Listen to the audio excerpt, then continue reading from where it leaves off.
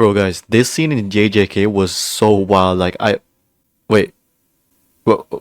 A new year, a new bunch of anime. Winter 2024 is looking okay. It's pretty much the same as last season, but maybe a bit worse. But we'll just have to wait and see. We have sequels, new shows, girls, and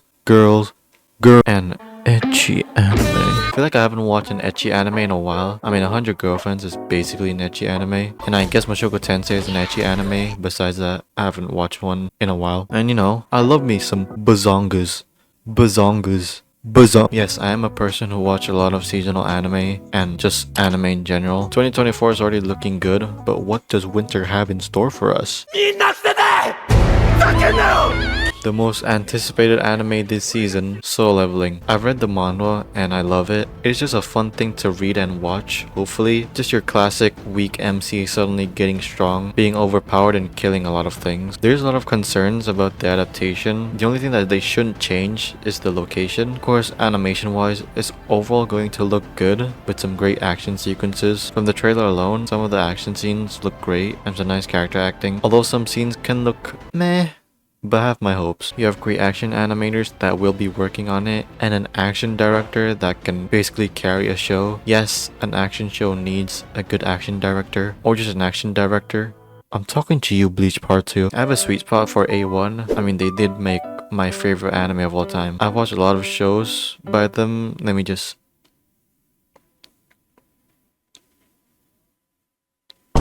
Okay, I didn't expect it to be that much. They've had a lot of enjoyable shows, in my opinion, and I've never really seen a show by them that looked particularly bad. Their shows are usually above average looking, sometimes unnecessarily good looking. All I want to see is Sungdripu in action. He's finally back. Aina Koji, the unhinged, motionless, and the protagonist that everyone wants to be. How to be like Aina Koji? Train yourself like Aina Koji. Train yourself like Ayano Koji. You know what you guys need to train? It's training to get some bitch. I love the show. It's just again dumb fun. While yes, season 2 looked bad, absolute bad drawings almost always, it's also interesting that Lurch did the important episodes content wise and they outsourced the episodes where the content wasn't that important. I've never seen that before. The trailer for season 3 looked good. It's just mostly good looking drawings. Season 2 definitely had way better content than season 1. While light novel readers don't like this show because of the amount of changes and cut content it had, as an anime only, I am excited. We get to see Sakayanagi and Aina Koji duke it out. Last season, Aina Koji beat the living shit out of Frieren. Now it's Sakayanagi's turn, but not physically.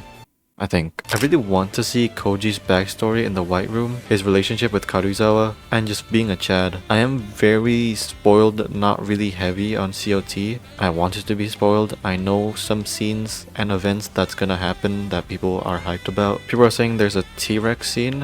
I don't know what the hell they're talking about. I'm being serious. Tsukimichi. I thought this was going to be a good isekai, but no. It was just your basic self-aware isekai with one dark episode that people liked. The characters was cool, a dragon girl and a spider girl, but the spider girl was a bit annoying. From the trailer, I thought the animation was going to be good because I didn't know what pre-animated was back then. The studio is changed to C2C to JC stuff, although the staff team is basically the same, so there's not going to be major changes visual wise. Also, I remember there was a pig girl. Hear me out. The Harry Potter One Punch Man. The protagonist who said, fuck that magic shit, I'ma do my own stuff. This show's okay. The first couple episodes for me was meh. Then the middle part was way better. Then the fighting happened, it got better. Then Mashle beat the living crap out of people. Then just said, well, we're friends now, which was a bit off-putting for the intense atmosphere. I was a bit hesitant to watch the second season, but the second PV sold me with the animation and the song by Creepy Nuts. I mean, just listen to this. God damn. It was also a quite funny show. The comedy was okay. A1 did a good job in the visuals. Nothing crazy, but some moments had peaks of 2D animation. Okay, I don't know anything about this anime. I know it's such an action-packed ecchi show with a lot of girls. The CG looked meh. Compositing and art direction doesn't look that good, but I'm here for the ecchi and craziness. I think a small AniTuber made a video on it. I think it was called like Giguk.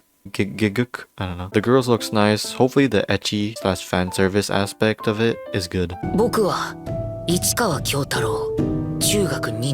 I think most of us has the same opinion about the first half being a bit stale. The concept also that our main guy has serial killer thoughts, which was a double-edged sword. But when this scene came up, everything after that was really great. The character dynamics felt better, and the progress of their relationship also felt more real. It's still grabbing on the classic rom-com cliches, but I think they're doing a really good job. Also, the directing was actually really good. It had its peaks, and also having Kape, the character designer of Oshinoko, did some of her absolute beautiful corrections. She's not credited as animation director for any episode, but I remember her posting it somewhere. Hopefully the show will stay consistent for the second season. The first season was 3 years ago. God damn. I watched this back then with my friend, and I thought it was good. Nothing really crazy, it's just your normal rom-com. Our main girl, who was very social and popular, is helping this introverted and complete lack of social skill that our main guy has, trying to help him to make friends and just socialize more. The main two is great. Our side characters has their own characteristics and charm. Animation is okay. I just like trash isekai and trash rom-com. I mean, the romance genre is definitely my favorite. You can very well see it with my top 10. And yeah, show finally returned. Can't wait for it. これを今日の昼飯にしてみよう。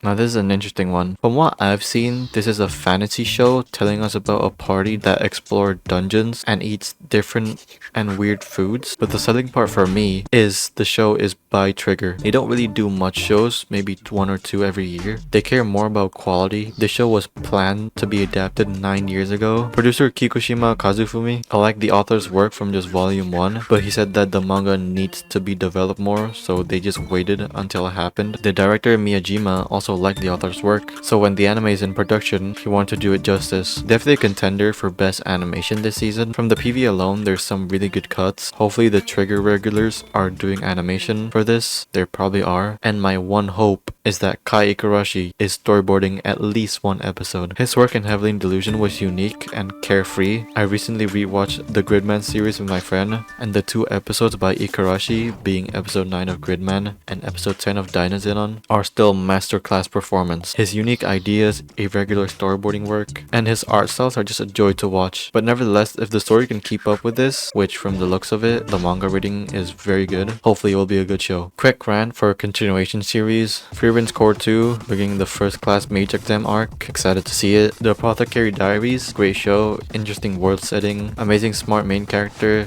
and future boyfriend that doesn't have a penis. I think. Shows filled with good mystery that makes us think. Undead Unluck has a great showing, but I kind of dropped it. It's the same thing as Fire Force, I just got bored from it. Maybe I'll pick it up again soon. Shangri-La Frontier, a good VR game anime with Bird. 7 Deadly Sins. I don't care. The show is legit number 41 in my anime list in terms of popularity, but I've never heard anyone talk about it, so I'm not gonna watch it just for season 3. And that's all I have to say. Next. I'm a bit on edge with this one. I'm not the biggest fan of shoujo anime. The only good shoujo anime that I've remembered watching is Fruit Basket. I'm probably going to give this a shot. It looks like a lighthearted romance show. The characters are in university. Hopefully it's a more mature romance anime. And another one, Dosanko Gar wa Namara Menkoi.